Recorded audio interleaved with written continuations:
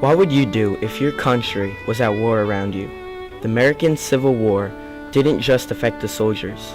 Men, women, and children all sacrificed during this national tragedy. This made the war hard for everyone. The following stories are real and touching. These are the untold stories of the Civil War. One morning in 1861, Anne Clay, wife of pro-Union Kentucky legislator Brutus Junius Clay, found her stepson's bed empty but for this note stating that he had gone to join the Confederate Army. B.J., Clay, and family, I leave for the Army tonight. I do it for I believe I am doing right. I go of my own free will. If it turns out I do wrong, I beg forgiveness. Goodbye to you all. You will hear from me soon. The following is a letter from Confederate soldier Tony Pastor to his girlfriend Annie Harris. This is a typical letter from the Civil War showing how the war separated loved ones. April 9th, 1861. Headquarters, Harper's Ferry, Virginia. Dear Annie, I have written you twice, and as yet I have received no answer. I will not trouble you with a long letter from the fact that I have got no time to write a long one. We are in fine spirits. I am unwell myself, having caught a cold, but I am considerably better this morning, and hope that with care I will be all right in a few days. Give my love to all my friends, and tell them I hope it will not be long before I will have the pleasure of seeing them again. If, however, the fates have decreed otherwise, I hope to be able to meet them in that better land where the wicked cease from trouble and the weary will be forever at rest. Union soldier John Smith of the 16th Pennsylvania Cavalry writes a letter to his grandmother detailing the horrible conditions of the winter camp.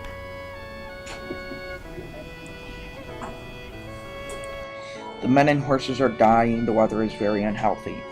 The weather is as cold here as it is up there, and more snow. We have had a great deal of snow this winter, so we are exposed to a great deal of cold weather.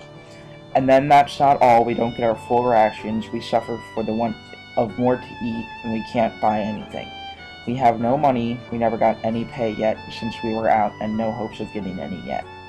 And further, this war is a queer thing to me. There is no hopes of it coming to an end.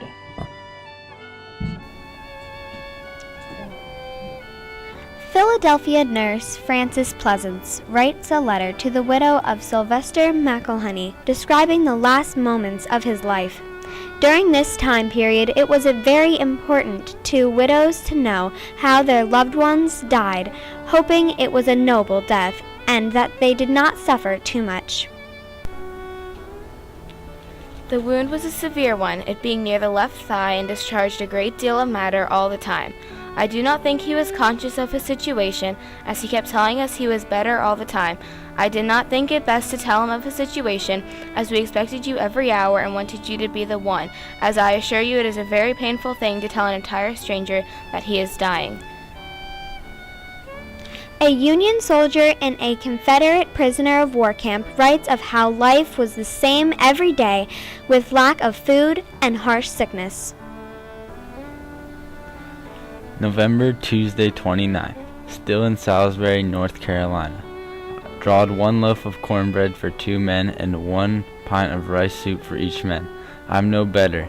I cannot eat my rations for the last 6 days. November, Wednesday, 30th. Still at Salisbury, North Carolina.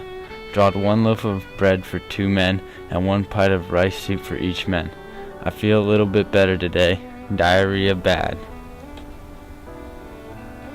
This is a report to Congress from the Committee of the Conduct of the War on the condition of the federal prisoners returned from Richmond who have arrived at Annapolis. The rebel authorities have determined to subject our soldiers and officers who fall into the hands of the physical and mental suffering impossible to describe, many presenting now the appearance of living skeletons, literally more than skin and bones, some maimed for life, and some frozen by lying in tent without covering on the bare ground at Belle Island. The food allowed was not totally insufficient to preserve the child's health. It consisted usually 2 pieces of bread made from corn cob and meal, badly cooked, with about 2 ounces of meal, badly cooked, unfit to eat occasionally with a few black worm-eaten beans. The following are the remembrances of Ella Johnson, a child living in Kentucky during the Civil War. Kentucky was a border state which with many people supported the Union and many people supported the Confederate. Her family supported the Confederates. Union troops were in possession of our house and had ordered my mother to prepare a meal for them. She appeared to obey and took me and a Negro woman to the outdoor kitchen, and from there escaped through a window, and the 3 of us spent the night in hiding in a turnip field. Then there were days when a cluster of tents was pitched in a nearby field, and everyone moved heaven and earth to take these gray-clad men all the food and clothing that could possibly be spared from our own scanty store, for these were our boys, our own Johnny Rebs, and we'd all gladly go hungry and cold to aid them. We were ready to live and die for Dixie. This is a diary of Nancy Emerson of Augusta County, Virginia. She describes the devastation of a smallpox outbreak during the war. December 29, 1862. 15 new graves have been added to our graveyard during this year.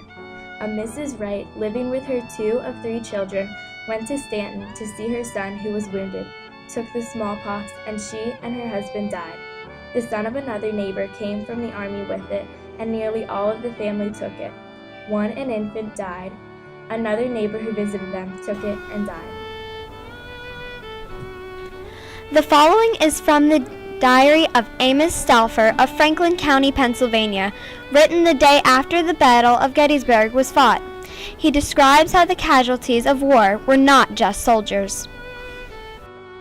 A very sad affair happened at Shelter's this morning. Absalom Shelter hung himself. He has been in trouble for a good while. The rebels took all his horses and told him when they came back they would take all of his crops along. It made him very uneasy. His wife found him. He was not quite dead yet, but soon died. I went up directly. He was quite warm yet and looked quite natural.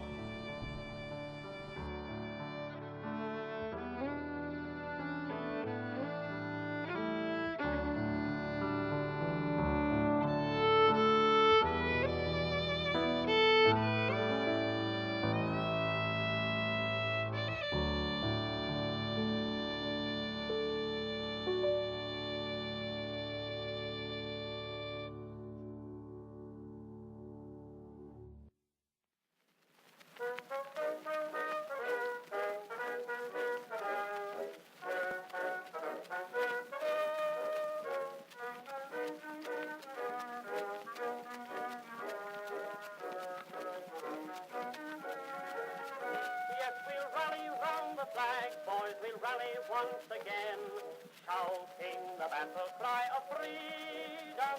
We will rally from the hillside, we'll gather from the plain, shouting the battle cry of freedom. The Union forever, hurrah, boys, hurrah! Down with the traitor, up with the star, while we rally round the flag, boys, rally once again, shouting the battle cry of freedom. The Union forever, hurrah, boys, hurrah!